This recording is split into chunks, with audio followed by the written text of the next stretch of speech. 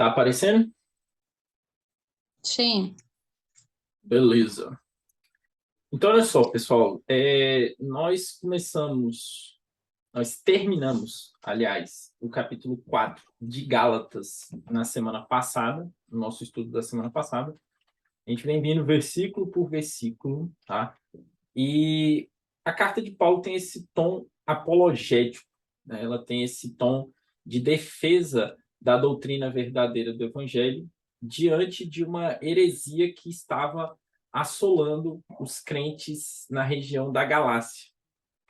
E Paulo está defendendo a igreja que ele próprio tinha fundado a partir da sua primeira viagem missionária, juntamente com Barnabé, contra a heresia judaizante. E afirmando que os cristãos foram libertos da escravidão do pecado e foram libertos da escravidão da lei pelo sacrifício de Jesus Cristo.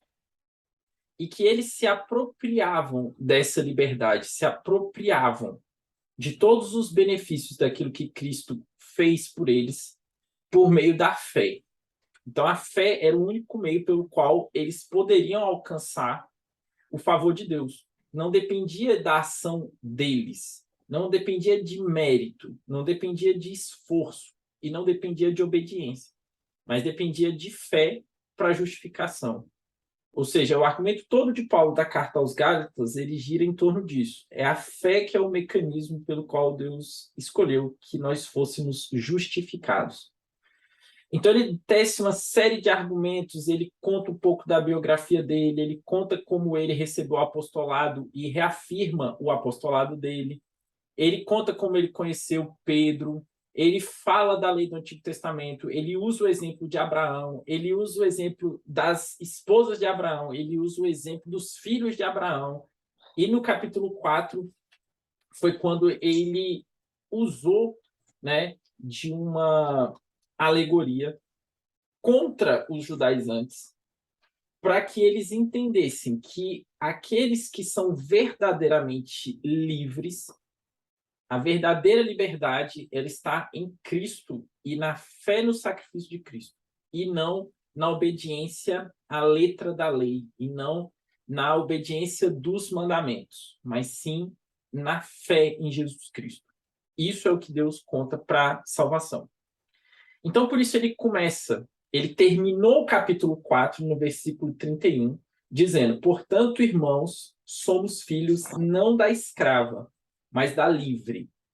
Então, ele terminou com essa conclusão, o versículo 4. O capítulo 4, nós somos filhos da livre e não da escrava. Ou seja, nós somos filhos da liberdade, não somos filhos da escravidão. Os cristãos são os verdadeiros libertos, aqueles que foram libertos da escravidão. E ele vai começar agora o capítulo 5, no versículo 1, fazendo uma afirmação muito categórica, que eu poderia dizer que talvez, no meu ponto de vista, seja o versículo mais importante do livro de Gálatas. Ele é a suma, a coisa mais importante, o cerne, o ápice, o clímax do livro de Gálatas inteiro, talvez seja o versículo 1 do capítulo 5. E ele faz essa afirmação bem categórica, bem redondia. Boa noite aí para quem está entrando agora, João. E ele faz a afirmação categórica dizendo: para a liberdade foi que Cristo nos libertou.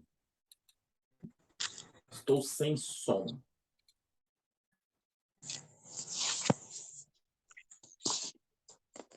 Não, beleza. Mas você está Agora me ouvindo, João? Não está ouvindo. eu estou ouvindo perfeitamente. Eu também estou ouvindo.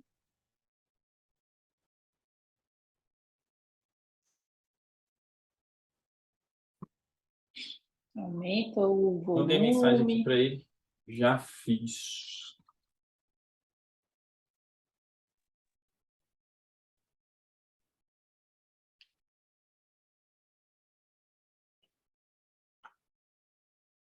E aí, molequinho?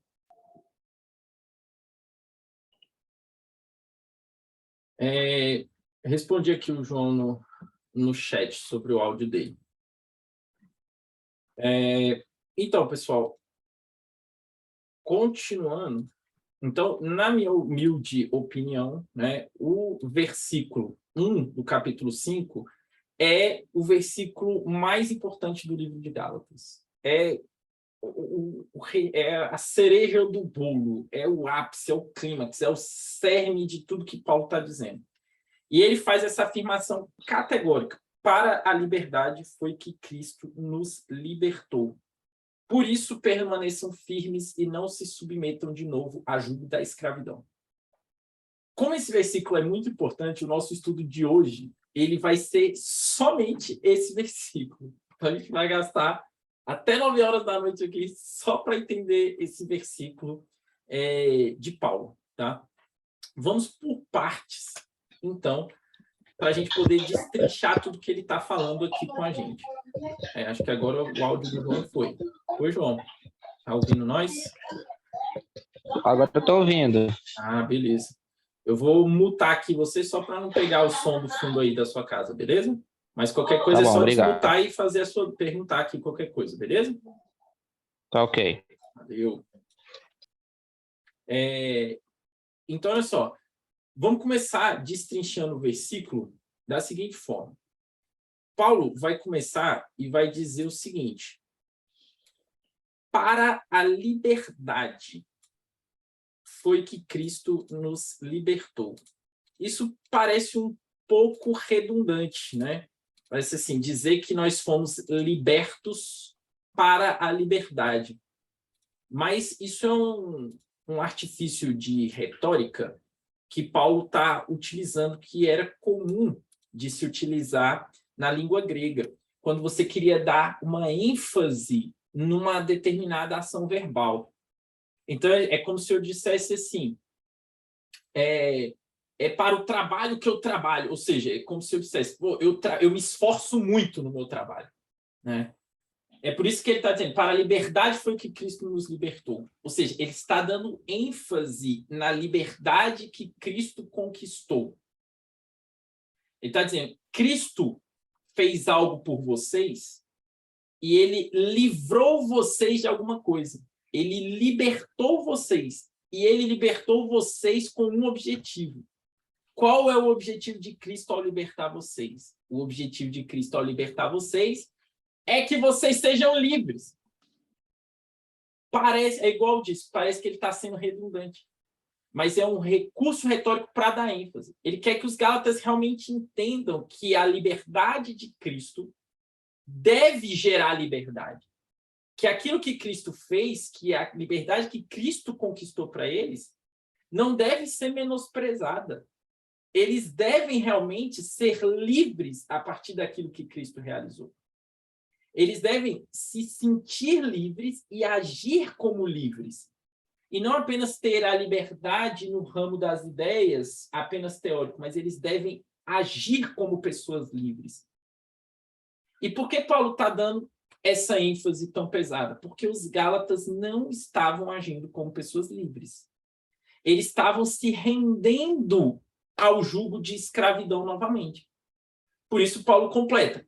Por isso, permaneçam firmes e não se submetam de novo a jugo de escravidão. Olha o que Paulo está dizendo. Antes, vocês eram escravos. Por isso que ele fala, de novo, porque eles eram escravos antes. Não no sentido literal da escravidão servil em Roma. Talvez os gálatas, alguns deles, pudessem até mesmo ser escravos literais, escravos no sentido mais humano da palavra, escravos de uma outra pessoa. Talvez alguns pudessem mesmo ser escravos. Mas nem todos eles, com certeza, não eram todos eles escravos. Mas Paulo está dizendo que eles eram escravos de alguma coisa, não escravos no sentido literal de escravos de um outro ser humano, mas escravos de alguma outra coisa. E que agora eles estavam livres. Então, por que eles estão livres agora? Paulo está falando. Não voltem para a escravidão. É tolice, você está liberto e aí você quer ser escravo de novo? Não faz sentido. Então, uma vez que Cristo libertou, haja, seja realmente livre. Não volte para o jugo da escravidão. E a pergunta que a gente pode se fazer aqui, e é onde eu vou gastar o tempo dessa aula, é: do que Cristo nos libertou? Do que nós éramos escravos antes? E agora, como nós devemos agir diante dessa liberdade que nos foi conquistada por Cristo? É óbvio que se a gente seguir a leitura normal do capítulo 4, Paulo está afirmando uma liberdade em relação à lei. E essa seria a interpretação mais óbvia dessa passagem. Cristo nos libertou para sermos livres da lei. Porque é disso que ele vinha falando no versículo 4, no capítulo 4. Logo no início do capítulo 4, lá no versículo 21, ele fala o seguinte: digam-me vocês os que querem estar sob a lei. Não ouvem o que a lei diz? Então agora ele está dizendo que Cristo nos libertou da lei. Essa é a interpretação mais óbvia e natural. No entanto, o contexto geral da teologia de Paulo e também da própria teologia mais abrangente da carta de Paulo aos Gálatas permite com que a gente chegue a conclusões um pouco mais amplas do que essa. Quando Paulo usa a palavra grega eleuteria, que é liberdade, ele usa essa palavra também em outros contextos em seus escritos, na carta aos Romanos, na carta aos Tessalonicenses, na carta aos Coríntios. E essa palavra, para Paulo, carrega uma teologia mais ampla do que simplesmente a liberdade da lei. A gente, então, vai fazer um exercício aqui na interpretação do capítulo 5, do versículo 1, de entender o que liberdade significa na teologia de Paulo como um todo, e não só no livro de Gálatas. Porque vocês vão ver que o escopo da teologia paulina, de forma geral, no Novo Testamento inteiro, ele se encaixa perfeitamente aqui no conceito que Paulo traz de liberdade em Cristo. Então, afinal de contas, Cristo nos libertou do quê? Do que Cristo nos libertou? E a gente pode começar aqui afirmando que, em primeiro lugar, Cristo nos libertou, estamos livres dos rudimentos, fracos e pobres deste mundo.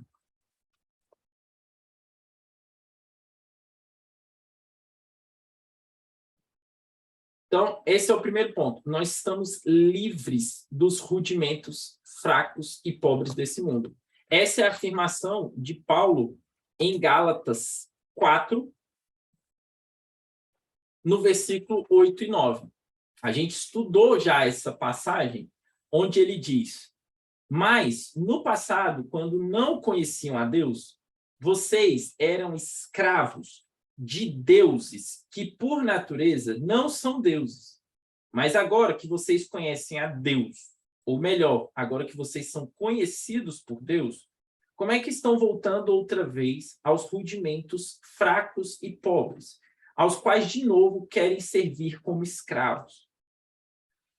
Já, então, no capítulo anterior, em Gálatas 4, Paulo tinha feito essa afirmação de que os Gálatas eram escravos dos rudimentos fracos e pobres desse mundo e que eles haviam sido libertos desses rudimentos. Eles eram escravos de deuses que não eram deuses. Tá? Ou seja, nós fomos libertos da idolatria. Essa é a primeira liberdade que Cristo nos conquistou. Nós fomos libertos do paganismo. Nós fomos libertos da idolatria, da necessidade de inventar deuses segundo as nossas próprias concepções, segundo a nossa própria imaginação, para explicar os fenômenos da natureza, para explicar os eventos cósmicos. Nós não temos a necessidade de criar deuses segundo a nossa concepção, porque Deus, de verdade, nos libertou dessas amarras de deuses que não são deuses. Ele nos libertou da idolatria. Um crente que pratica a idolatria, obviamente, não é um crente. Aqueles que se arrogam, né, cristãos, e que creem em Jesus Cristo, mas se rendem a ídolos mudos feitos de pau e feitos de pedra, deuses que não são deuses, intercessores de seres humanos, que podem, de alguma forma, interceder diante de Deus por nós. Não são deuses, não são de verdade. Isso é a mais abominável idolatria. Os verdadeiros cristãos foram libertos desse tipo de paganismo tolo, da crença fútil e vã, de achar que nós podemos criar deuses segundo a nossa própria imaginação. Um Deus para um fenômeno na natureza, um Deus para algo que eu quero conquistar. Tá? É óbvio que existe uma similaridade muito grande desse tipo de idolatria pagã antiga com o catolicismo romano. Né? O catolicismo romano é o mestre em criar deuses que não são deuses, para atender os seus próprios desejos e anseios pecaminosos, na expectativa de que eles façam alguma coisa por você, intercedam por você diante de Deus, lhe atribuam alguma santidade, operem alguma benevolência. Ídolos mudos. Paulo está dizendo, vocês que são cristãos de verdade, vocês foram libertos desse tipo de idolatria. Além disso, os rudimentos fracos e pobres desse mundo não é só idolatria, mas também a superstição, a tolice espiritual, a crendice. Nós fomos libertos de achar que podemos manipular a criação ou que podemos manipular o favor de Deus por meio de declarações fúteis que saem da nossa boca, por meio de ler os astros. Nós fomos libertos desse tipo de idiotice, de burrice espiritual. Nós não precisamos recorrer a isso. Nós cremos num Deus que é soberano e que reina e que controla toda a criação de acordo com a sua vontade. Nós não podemos manipular a Deus com as nossas palavras, nós não podemos manipular Deus com atitudes, nós não podemos manipular Deus com coisas pré-programadas que nós vamos lá e façamos, receitas de bolo ou coisas desse tipo, não manipulam a vontade de Deus e não fazem Deus agir em nosso favor. Paulo está dizendo, cristãos genuínos foram libertos desse tipo de tolice. Nós não cremos que podemos fazer Deus agir de acordo com a nossa vontade. Orar em nome de Jesus não é uma palavra mágica para que Deus cumpra os desejos do nosso coração, porque nós colocamos em nome de Jesus na nossa oração. Orar em nome de Jesus é uma submissão de que nós não queremos que se faça a nossa vontade, mas que se faça a vontade de Deus. E que se a nossa vontade coincidir com a vontade de Deus, então a nossa oração será ouvida. Isso é orar em nome de Jesus, é orar em nome dele, não em nosso nome, para que a vontade de Jesus seja cumprida e não a nossa. Nós não podemos manipular a vontade de Deus decretando coisas com a nossa boca para que o mundo espiritual haja em nosso favor. Eu não manipulo Deus. Isso é coisa de pagão. Isso é coisa de quem não entende a verdadeira soberania e o sacrifício de Cristo. Eu não interpreto o futuro, eu não predigo o futuro por meio de sinais, ou por meio de eventos cósmicos, ou por meio da leitura dos astros. Eu não interpreto a personalidade das pessoas a partir do dia em que ela nasceu e como estavam as estrelas naquele dia. Isso tudo é tolice. Eu não interpreto a personalidade das pessoas a partir de uma suposição sobre um líquido corporal que gera um temperamento específico na pessoa. Isso tudo é superstição pagã. Isso nada tem a ver com a crença no verdadeiro Deus. Paulo está dizendo, nós fomos libertos desse tipo de paganismo, de deuses que não são deuses. Tá? O triunfalismo, tão característico no meio neopentecostal hoje em dia, de decretar bênçãos, a ideia pagã, satânica, de que a palavra que sai da minha boca move Deus. Ou de que aquilo que eu falo tem o poder de fazer Deus se inclinar em meu favor. Não tem. Não tem. Ou eu me conformo à vontade do Deus soberano, ou nada. Achar que a gente pode manipular a Deus com frases prontas, ou com aquilo que a gente quer, ou que Deus deve se inclinar, porque eu disse isso, ou porque eu acredito, ou porque eu confessei positivamente. Isso é um absurdo. Um dos maiores propagadores desse tipo de heresia é um cidadão chamado Kenneth Hagin, que escreveu alguns livros onde ele defende a ideia absurda de que, pelo simples fato de eu crer que algo vai acontecer, Deus é obrigado a fazer com que isso aconteça. Ou seja, o Kenneth Hagin e todo o movimento neopentecostal não tem fé em Deus, eles têm fé na fé. A fé deles é na própria fé deles. E Deus que se vire para agir de acordo com a fé deles. Então, as ideias de que eu decreto, eu determino, isso aconteça, aquilo outro aconteça, isso não faz parte do ensinamento bíblico. A nossa vontade deve estar submissa à vontade de Deus. A gente não controla o mundo espiritual a partir daquilo que a gente fala. O mundo espiritual é regido pelo braço soberano e onipotente de Deus. E a única coisa que nos resta é nos submeter a ele. Nós devemos ser libertos também da crendice espiritual, da necessidade de sabermos o futuro, de encontrarmos uma revelação, de sabermos aquilo que Deus tem preparado para nós. Basta aquilo que é revelado na palavra de Deus. Basta isso. Não há necessidade de outras revelações, além daquilo que está revelado, já entregue na palavra de Deus. Tá? Então, a primeira liberdade que Cristo conquistou para a gente foi a liberdade dos rudimentos fracos e pobres desse mundo. Esses costumes que hoje cristãos têm não passam de paganismo misturado com a verdadeira fé. Era isso que os pagãos buscavam quando buscavam oráculos videntes para revelar o futuro e a vontade espiritual, e tentavam manipular o mundo espiritual com encantamentos, com bruxaria, com palavras mágicas, com superstições. Era isso que eles queriam. E Paulo está dizendo, vocês foram libertos disso. Não voltem de novo a esses rudimentos fracos e pobres. A segunda coisa da qual nós fomos libertos, na teologia de Paulo, novamente eu estou falando aqui da liberdade na teologia de Paulo. A gente poderia expandir isso para o Novo Testamento inteiro, em Mateus, em Lucas, em Marcos, né, em Pedro, em Tiago, em João, mas eu estou me detendo aqui especificamente ao apóstolo Paulo. Segundo Paulo, nós fomos livres da morte.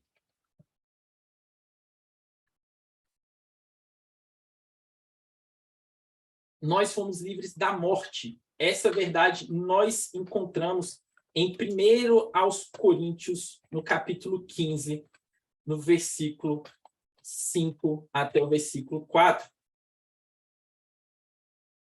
E também em Romanos, no capítulo 6, do verso 4 até o verso 5.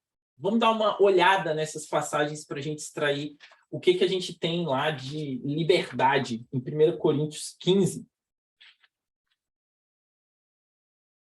Desculpa, é 1 Coríntios 15, 54, e não 5 ao 4. 1 Coríntios 15, 54. Vou começar a leitura a partir do verso 51. 1 Coríntios 15, verso 51.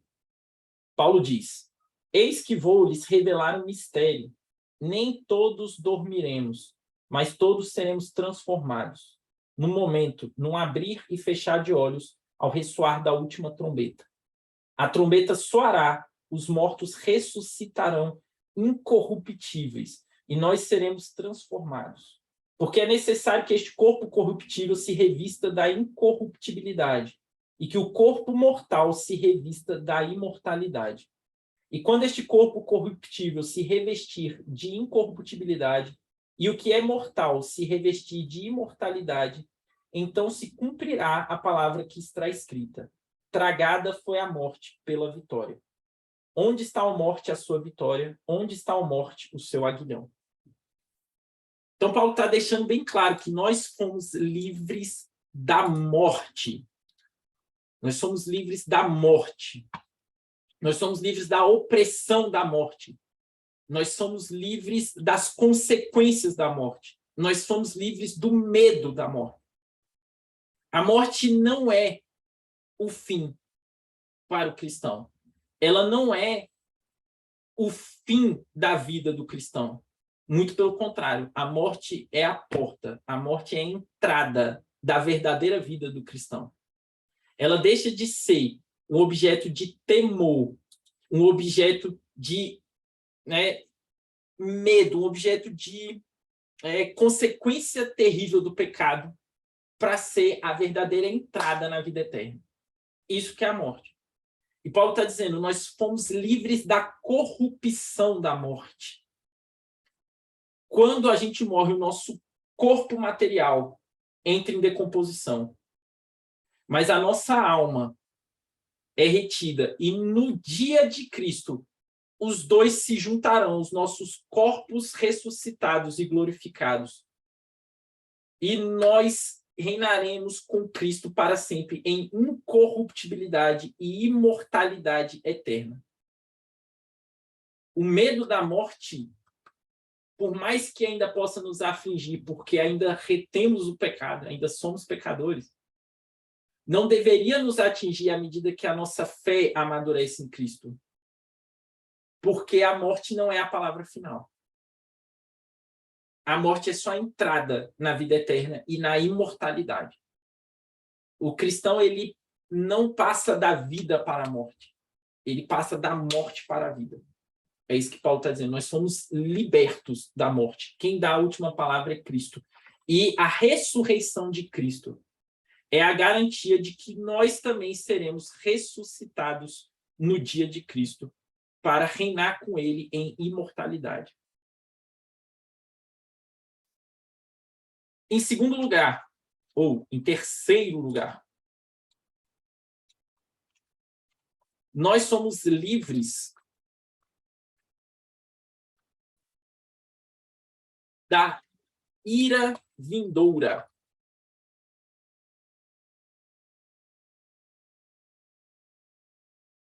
Nós somos livres da ira vindoura. Essa afirmação a gente pode encontrar em 1 Tessalonicenses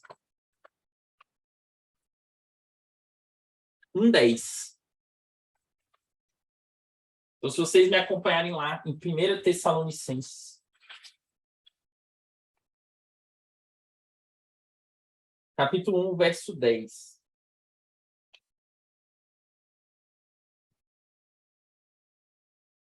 Paulo diz o seguinte, vou ler a partir do verso 9, para pegar mais o contexto. Porque no que se refere a nós, as pessoas desses lugares falam sobre como foi a nossa chegada no meio de vocês, e como, deixando os ídolos, vocês se converteram a Deus, para servir o Deus vivo e verdadeiro, e para aguardar dos céus o seu Filho, a quem ele ressuscitou dentre os mortos, a saber, Jesus, que nos livra da ira vindoura. Então, nós somos livres, nós somos libertos da ira vindoura. Nós estávamos destinados ao castigo eterno de Deus por conta dos nossos pecados. A nós era devido um castigo proporcional ao tamanho da ofensa que nós praticamos. E a ofensa que foi praticada foi uma ofensa contra um Deus infinitamente santo e eterno. O único castigo compatível com um crime dessa proporção, naturalmente só pode ser um castigo também de proporções eternas. O inferno é uma realidade espiritual. O inferno é a justa condenação dos pecadores. É aquilo que os pecadores merecem por se rebelarem contra a justiça de um Deus eterno e santo. A ira vindoura, o castigo vindouro, o inferno, ele não é um tormento causado por anjos caídos. O inferno não é um tormento causado ou infligido aos pecadores pela ação do diabo. Muito pelo contrário. O inferno é a própria mão onipotente de Deus, punindo os pecadores por seus atos de rebelião contra um Deus infinitamente santo e eterno. Em Cristo, os cristãos foram libertos dessa condenação, desse juízo que eles mereciam tanto pelo pecado original de Adão, quanto por seus próprios atos pecaminosos, visto que a única coisa que o ser humano sabe fazer desde que nasceu é pecar. A obra de Cristo é a única forma de sermos libertos da ira vindoura e do juízo que nos era devido. A obediência aos mandamentos de Deus não nos livra da ira vindoura. Pelo contrário, porque uma vez que a lei é dada, é por meio de olhar para a lei que eu aumento ainda mais a minha consciência de pecado. A lei não limpa os meus pecados, mas a lei é um espelho. E eu olho para a lei e eu vejo o quão desesperador é ainda mais a minha situação diante de Deus. Por quê? Porque a única coisa que nos pode livrar da ira vindoura, da condenação, do inferno, da separação eterna do Deus vivo, é a obediência de Cristo e a salvação que ele proporciona. É o que Paulo chamou em Gálatas 2 de justificação. É o fato do meu pecado ser colocado na conta de Cristo e ele receber a ira de Deus em meu lugar. Nós estávamos falando aqui no domingo, o Juan estava aqui em casa, e a gente estava comentando o caso de um pastor que trocou a pregação da palavra no domingo para passar um filme, o filme da Paixão de Cristo, né? Então, aquele filme que foi dirigido pelo Mel Gibson, foi um sucesso enorme aquele filme, né? Todo mundo sabe que o filme é esse, A Paixão de Cristo. E o pastor achou por bem não pregar no domingo de Páscoa e passar o filme da Paixão de Cristo. Isso é uma blasfêmia contra Deus. Porque de nenhuma forma, mas de nenhuma forma, aquele filme sequer arranha a superfície do sacrifício de Cristo. Aquele filme é uma profanação romanista do sacrifício de Cristo.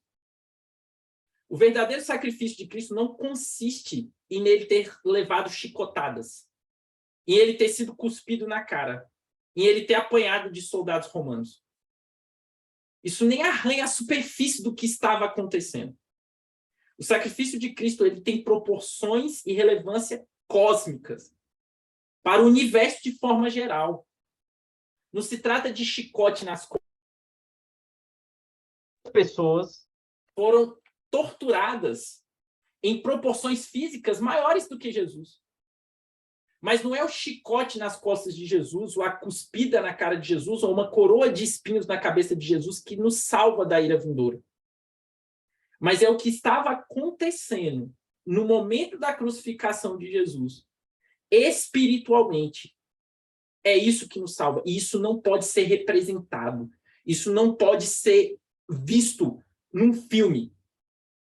Porque a realidade espiritual não se comunica com essas coisas materiais. Deus não escolheu filmes para a propagação do evangelho. Deus não escolheu teatro para a propagação do evangelho. Deus não escolheu músicas para a propagação do evangelho. Deus escolheu a loucura da pregação da palavra para a propagação do evangelho.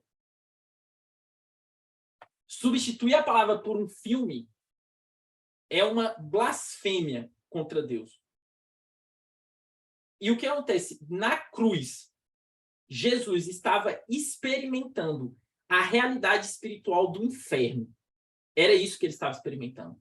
Nós somos livres da ira vindoura porque o Pai não livrou Jesus da ira vindoura. Ele sofreu a condenação eterna no inferno no lugar dos crentes. Ele padeceu o verdadeiro castigo que nos era devido. Ele sofreu o inferno de dores no nosso lugar, para que nós não recebêssemos a ira vindoura. Ele recebeu. É uma transferência. Jesus na cruz estava recebendo o justo castigo de Deus pelos pecados que ele não cometeu, pelos pecados que nós cometemos. E é por isso que Jesus diz, meu Deus, por que me desamparaste? Não foi porque ele tomou chicote nas costas. Deus desamparou Jesus no termo mais impressionante que isso significa. Porque a mão onipotente de Deus estava sobre Jesus na cruz. E ele estava sob a maldição da lei, recebendo toda a culpa e todo o castigo que nós merecíamos. Jesus na cruz recebeu o castigo eterno, experimentou a dor infinita e eterna do inferno por nós. E por isso nós somos livres da ira vindoura. Em quarto lugar,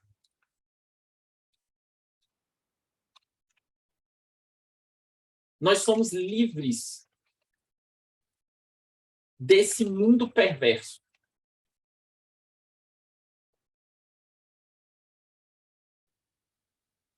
Livres desse mundo perverso. Essa é a afirmação de Paulo em Gálatas, no capítulo 1, no verso 4.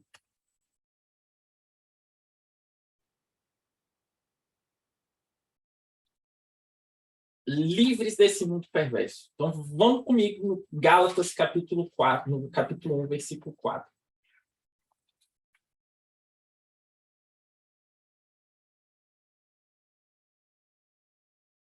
Vou ler a partir do versículo 3. Que a graça e a paz estejam com vocês da parte de Deus, nosso Pai, e do Senhor Jesus Cristo, o qual entregou a si mesmo pelos nossos pecados, para nos livrar deste mundo perverso, segundo a vontade de nosso Deus e Pai.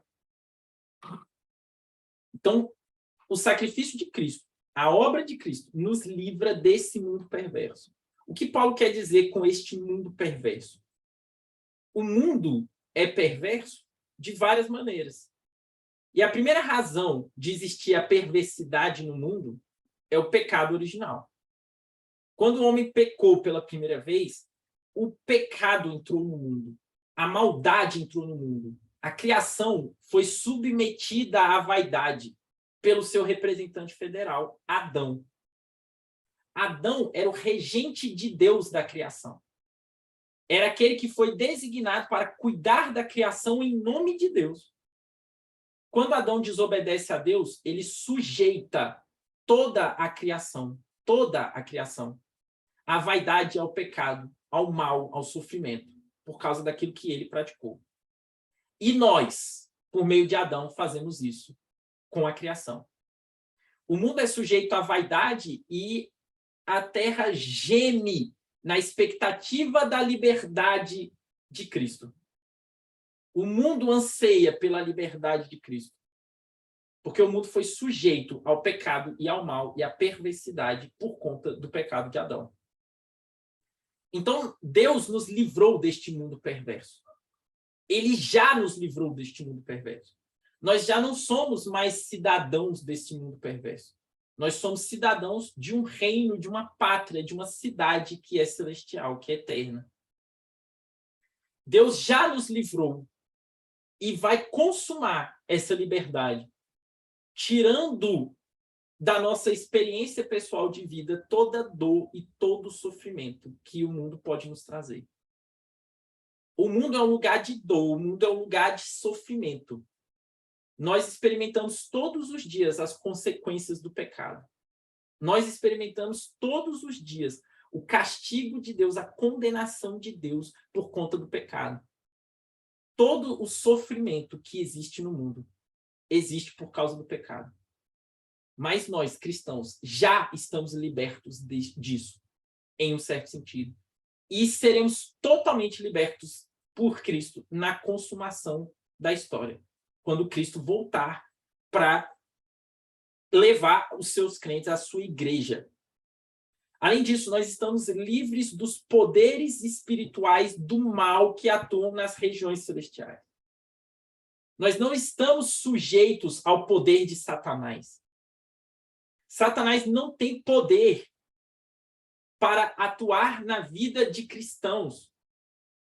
Ele não tem esta prerrogativa. Não existe possessão de crente. Não existe. Tá? Não existe um crente possesso pelo demônio. Se uma pessoa está possessa pelo demônio, pode apostar, ela não é crente. E se ela é crente, ela não pode ser possessa pelo demônio. Cristo nos libertou dos poderes espirituais das trevas. Completamente. essa libertação deste mundo perverso, das consequências do pecado, ela é, ao mesmo tempo, já e ainda não. Ela já existe em um certo sentido, mas ela ainda será consumada e ela vai caminhando em uma certa progressão até o ressoar da última trombeta. A liberdade desse mundo perverso consiste num caminhar cristão em direção à santidade. Deus nos prepara e hoje ele usa a perversidade do mundo e o sofrimento do mundo para moldar o nosso caráter na direção de Cristo, para moldar a nossa santidade. O sofrimento do cristão não é punição pelos pecados do cristão. O sofrimento que o cristão passa é Deus lapidando aquilo que ele já construiu. Ele já nos atribuiu a justiça de Cristo. E agora ele vai nos moldar, e vai moldar o nosso caráter e a nossa santidade a partir de dor, a partir de sofrimento. Ninguém molda caráter, ninguém molda santidade com alegria jubilante o tempo todo. É o sofrimento. Deus vai usar o sofrimento do mundo para moldar o caráter dos seus filhos, para moldar aquilo que ele quer, para gerar um caráter cristão, um caráter segundo Jesus Cristo. A imagem de Cristo, nós vamos ser moldados na paulada até que nós nos conformemos à imagem de Cristo. Para até que ele atribua completamente a santidade de Cristo a nós na nossa glorificação. Em quinto lugar, nós somos livres da lei. Talvez não, com certeza, essa é a principal interpretação de Gálatas, capítulo 5, versículo 1. Liberdade da lei. Mas a liberdade da lei, conforme nós podemos verificar em Gálatas 4, né? Do versículo 4 até o versículo 5, que nós já estudamos. Então, Gálatas 4, do versículo 4 até o 5, Paulo diz: mas quando chegou a plenitude do tempo, Deus enviou o seu filho, nascido de mulher, nascido sob a lei, para resgatar os que estavam sob a lei, a fim de que recebêssemos a adoção de filhos. Ou seja, Cristo nos salva, nos resgata, nos liberta. E do que ele nos liberta? Da lei. Nós estamos libertos da lei. E liberdade da lei é liberdade da lei mesmo. É liberdade da lei em todos os sentidos. Nós estamos livres da maldição da lei. A lei pronunciava uma maldição sobre todos aqueles que não obedeciam completamente à lei. Porque aquele que descumprisse um só dos mandamentos é culpado do descumprimento de todos os outros. Porque nenhum ser humano na face dessa terra jamais conseguiu cumprir a lei. Nenhum ser humano conseguiu obedecer todos os mandamentos. Gente, se a gente pegar o resumo da lei que Jesus apresenta, amarás o Senhor teu Deus de todo o teu coração, de toda a tua alma, de todo o teu entendimento. Pronto, já falhou. Já falhou, você já não cumpriu. Você já fracassou miseravelmente. E Paulo passa muito tempo no livro de Gálatas, demonstrando que a lei nunca teve o objetivo de salvar. Demonstrando que a lei tinha o objetivo de aumentar o pecado, aumentar a consciência da ação pecaminosa. A lei era o espelho que nos revela o quão pecaminoso é o pecado. A lei é a lente que amplifica o tamanho do pecado para que você enxergue o tamanho do seu pecado e corra para aquele que tem poder para te livrar da lei e do pecado. A lei nunca teve a intenção de salvar. Então, nós estamos libertos da maldição da lei, porque Jesus foi feito maldito em nosso lugar. É isso que está em Gálatas 3. Ele recebeu a maldição da lei que estava no nosso lugar. No nosso lugar. Ele foi feito maldito, pendurado em um madeiro, em nosso lugar. Ele recebeu a maldição. Nós estamos livres da maldição da lei. Nós estamos livres do jugo da lei. A lei impunha uma carga pesada de disciplina, de cumprimento. Nós estamos livres desse jugo. Nós estamos livres da culpa da lei. A lei amplifica o pecado e mostra a nossa culpa. E isso aumenta ainda mais a nossa percepção de condenação. Mas em Cristo nós estamos livres dessa culpa. Porque Cristo recebeu a maldição da lei em nosso lugar. Eu sei que diante de Deus, no dia do juízo, eu não vou enfrentar a mão pesada de Deus pela minha desobediência. Porque Cristo enfrentou por mim. Não porque eu cumpro a lei. Não porque eu sou santo. Não porque eu consigo obedecer os mandamentos de Deus. Mas porque Cristo fez isso. E ele me livrou do jugo da lei. Nós estamos livres da lei porque também nós estamos livres das sombras da lei. A lei era uma sombra que apontava para uma realidade futura. A lei não era a realidade. A lei era uma placa que apontava onde estava a realidade. A realidade é Cristo. Nós estamos livres das sombras do Antigo Testamento. Nós estamos livres das sombras da lei. Nós estamos livres do sacerdócio. Nós estamos livres da imediação levítica. Nós estamos livres do sacrifício. Nós estamos livres da dieta. Nós estamos livres do calendário. Nós estamos livres de todos os aspectos da lei que apontavam para Cristo. Cristo nos libertou das sombras para que nós possamos viver na realidade dele, na realidade do Filho de Deus que liberta de tudo aquilo que prefigurava uma realidade futura. Hoje, a religião cristã não é uma outra religião diferente daquilo que era o judaísmo, ela é a própria consumação daquilo que era o judaísmo. A gente foi a família de Deus, o povo de Deus. É a igreja, sempre foi. Né? A igreja no Antigo Testamento era salva por ver as sombras e crer no que as sombras apontavam. Hoje nós somos salvos por enxergar aquilo que é a realidade de Cristo e crer naquilo que Cristo realizou. Eles eram salvos mediante uma promessa. Nós somos salvos mediante uma notícia. Eles eram salvos porque criam na promessa do Messias vindouro. Nós somos salvos porque cremos na notícia do Messias que veio, no evangelho, da boa notícia da salvação. Então, nós estamos salvos das sombras. Nós não precisamos de sombras para cultuar a Deus. Nós não precisamos de sombras para obter o favor de Deus. Nós não precisamos das sombras para prestar um culto verdadeiro a Deus. Eu não preciso sacrificar um animal. Eu não preciso tocar um chofar. Eu não preciso vestir uma estola sacerdotal. Eu não preciso de um templo de Salomão. A única coisa que eu preciso é da fé em Jesus Cristo. E a nossa adoração hoje é em espírito e em verdade, porque nós estamos livres das sombras do Antigo Testamento. Em sexto e último lugar,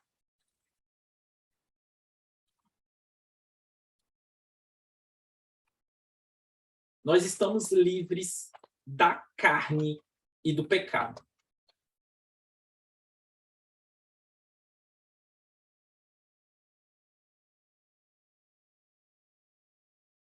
Da carne e do pecado.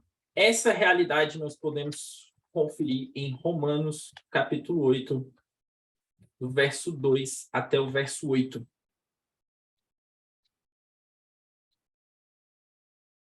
É muito importante esse último aspecto.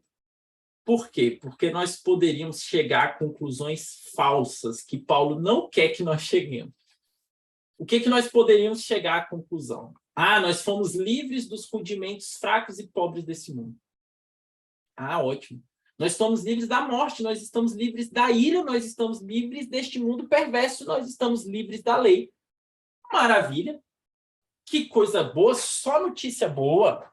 Só notícia boa. O que um ímpio poderia pensar a partir disso? Legal, eu estou livre de todas essas coisas. Maravilha, vou continuar pecando, porque eu já estou livre de todas essas coisas mesmo. Cristo já morreu por mim, então o que eu faço não vai determinar a minha salvação. Não consigo salvação pelos meus próprios méritos, porque não é pela lei, mas sim pela graça. Eu estou salvo do inferno pelo sacrifício de Cristo. Eu vou ser revestido de incorruptibilidade e de imortalidade. Então, eu posso fazer o que eu quiser, agir da forma como eu quiser, continuar pecando. Ou eu poderia dizer, já que, né, onde abundou o pecado, superabundou a graça, vamos pecar para que a graça abunde ainda mais. E é óbvio que não. Essa só poderia ser uma conclusão de alguém dominado por um espírito satânico.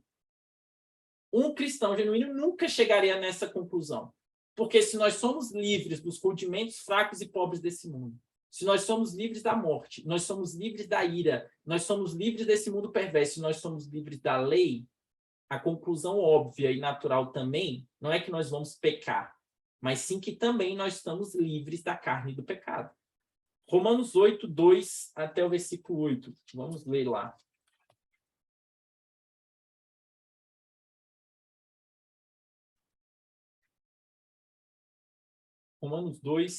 Romanos 8, versículo 2. Diz o seguinte: porque a lei do Espírito da vida em Cristo Jesus livrou você da lei do pecado e da morte. Porque aquilo que a lei não podia fazer por causa da fraqueza da carne, isso Deus fez, enviando o seu próprio Filho em semelhança de carne pecaminosa e no que diz respeito ao pecado.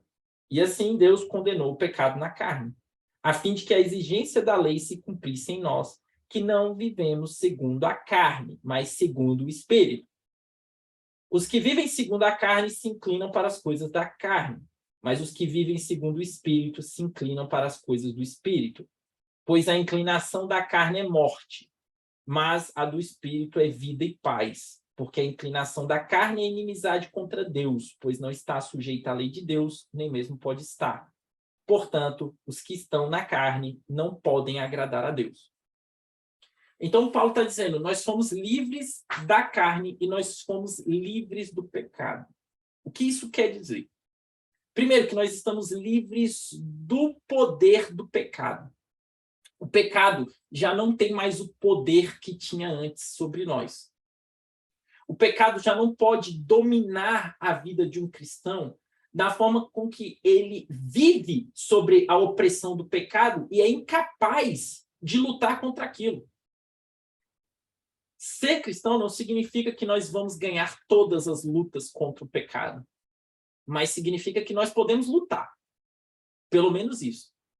Enquanto o ímpio não tem sequer a possibilidade de lutar contra o pecado e a única coisa que se espera de um ímpio é a impiedade, de um cristão eu posso esperar a santidade, eu devo esperar a santidade, eu devo esperar a luta, eu devo esperar suor de sangue na luta contra o pecado.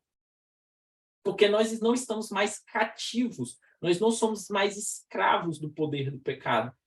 O pecado não é mais nosso dono é Cristo. O pecado ainda tem a sua esfera de influência.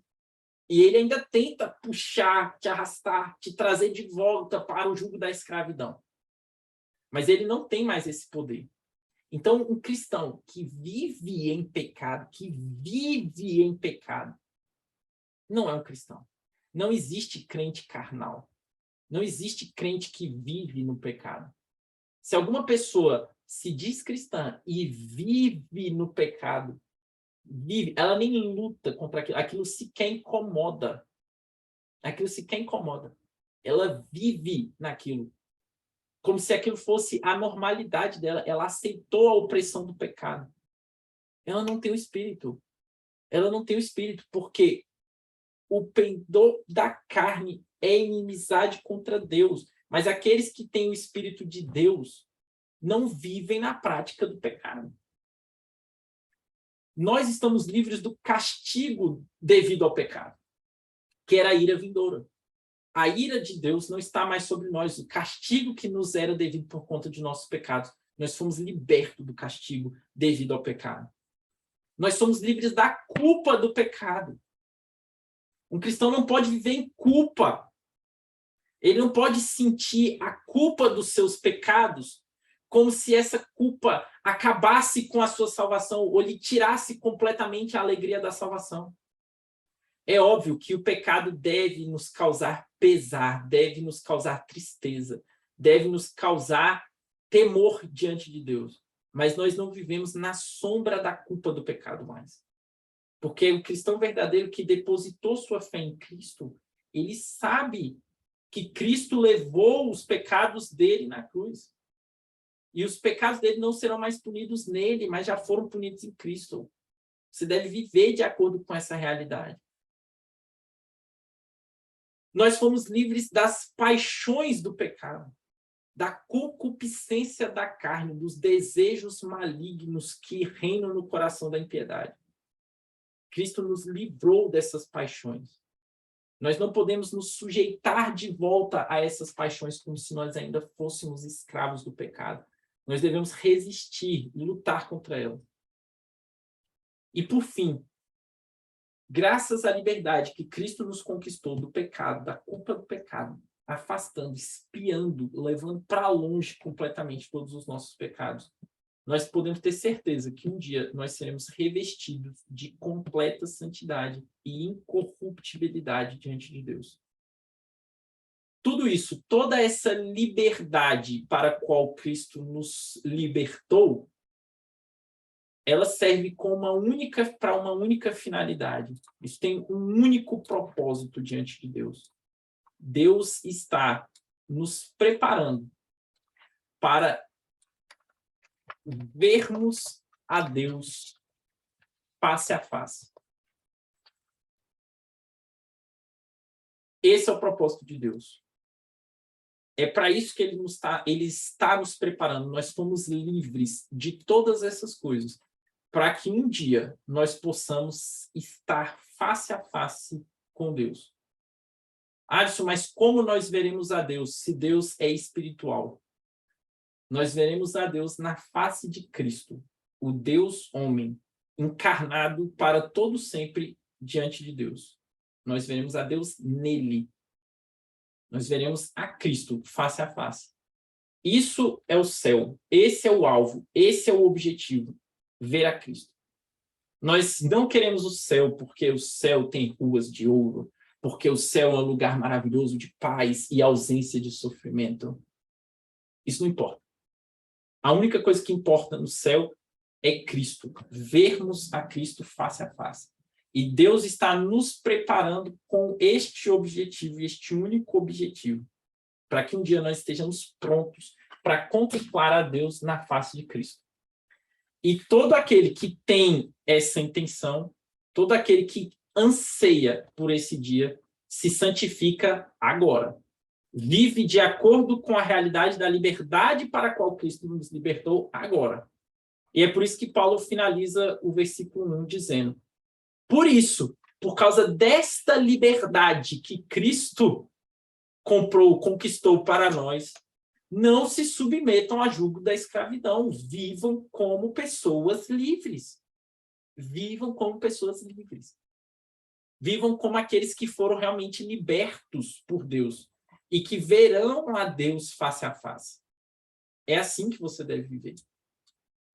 Uma outra vez, para a gente encerrar, eu estava conversando até com o Juan também sobre isso, em que eu estava falando para o Juan que quando a gente tem algum pecado que nos incomoda, né, que nós estamos lutando contra esse pecado de uma forma muito radical e muito intensa, e parece que é uma luta diária, incessante contra alguns pecados em específico. E muitas vezes nós somos tentados a acreditar que nós devemos seguir uma série de regras, uma série de coisas que vão nos impedir de pecar, né? Então, se eu fizer isso, se eu fizer aquilo, se eu fizer aquilo outro, se eu fizer aquilo outro, isso vai me impedir de pecar. E, de fato, algumas regras podem até ter sua utilidade, mas se você confiar somente nas regras, somente na obediência à lei, para que você não peque, isso vai ser muito insuficiente. E provavelmente você vai ser derrotado nessa luta contra o pecado várias vezes. Porque a lei não faz com que a gente pare de pecar. Saber que eu não posso cometer idolatria não me faz deixar de cometer idolatria. Saber que eu não posso mentir não me faz parar de mentir. Saber que eu não posso roubar não me faz parar de roubar. Saber que eu não posso matar não me faz parar de odiar os meus irmãos. Não faz. Né? E reforçar a obediência não faz com que eu obedeça. Reforçar a necessidade da obediência não faz com que eu obedeça. Porque a obediência verdadeira, o fruto do Espírito, que nós vamos estudar também em Gálatas 5, ele não é resultado de mérito, ele não é resultado de esforço. Ele é resultado de graça, daquilo que Deus concede por meio da fé. Então, eu trouxe aqui uma citação do livro do pastor Mark Jones. Inclusive, faço esta recomendação a vocês. Quem puder, leia este livro, O Conhecimento de Cristo, pastor Mark Jones, da editora Monergismo. Leia este livro. Ele diz o seguinte: ensina-se corretamente aos cristãos que eles não pecarão no céu. De fato, nós não vamos pecar no céu. Nós seremos revestidos de santidade absoluta, de incorruptibilidade. Mas isso não decorre de sermos santos ao extremo. E sim porque no céu nós não conseguiremos tirar os olhos de Jesus. No céu, a presença gloriosa de Jesus ela é tão arrebatadora que a visão de Deus na face de Cristo é o que nos vai revestir de completa incapacidade de pecar. Recebemos a ordem de fixar os olhos em Jesus nessa vida, porque viveremos assim na eternidade. Quando olhamos para ele, não pecamos. Quando olhamos para longe dele, colocamos-nos em grave perigo. No céu, a visão perpétua dele removerá esse perigo para sempre. Então, o que um cristão precisa fazer para lutar contra o pecado hoje? Ele não precisa reforçar a lei. Ele não precisa de regras. Algumas regras podem ser úteis, mas é como eu disse, não são as regras que vão fazer você parar de pecar. O que vai fazer você parar de pecar e viver em santidade diante de Deus é olhar para Cristo e não tirar os olhos dele. É quando você olha para ele e contempla a santidade de Cristo, a liberdade que Cristo nos conquistou, a pessoa de Cristo, as obras de Cristo, o que Cristo fez, o que Cristo é, o que Cristo representa, é quando você não tira os olhos dele.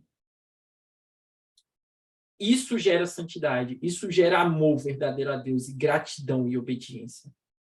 Obediência grata e não obediência falsa em busca de mérito. Espero que vocês tenham entendido esse versículo 1. Foi bastante extenso, bastante específico. Tá? Nesse versículo, é óbvio que nos outros versículos a gente vai seguir um padrão mais normal, uma velocidade mais normal, né? Até porque se fosse uma aula para cada versículo, a gente não terminava Gálatas nunca. Tá? Mas esse versículo, eu acho realmente, ele resume de fato todo o ensinamento de Gálatas. E eu quis trazer uma perspectiva maior do que Gálatas apenas, né? Mas toda a visão paulina, toda a teologia paulina da liberdade em Cristo.